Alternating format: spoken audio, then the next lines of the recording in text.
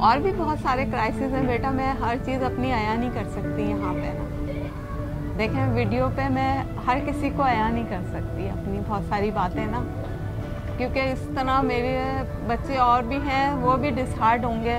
देखें कुछ मैं इस हद तक जा सकती हूँ कि मेरे शौहर को जैसे क्राइसिस थे, मैंने इनको इस काबिल बनाया, मैंने इनको इजाज़त दी, मैंने खुद स्ट्रगल की, जिस तरह भी करके इनको ये चीज़ें करवाई, उनकी फ़ीस दी, जिस तरह भी किया।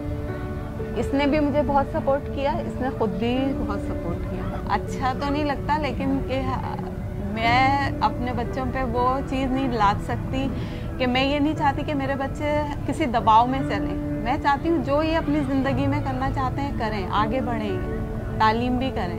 देखें इसने इतनी अच्छी अपॉर्चुनिटी की, इसने अपनी जॉब के लिए नासर स्कूल की वेबसाइट पे जाके म्यूज़िशियन की जॉब ऑफ़र करी इसने, कि म्यूज़िशियन मैं सिखाना चाहता हूँ।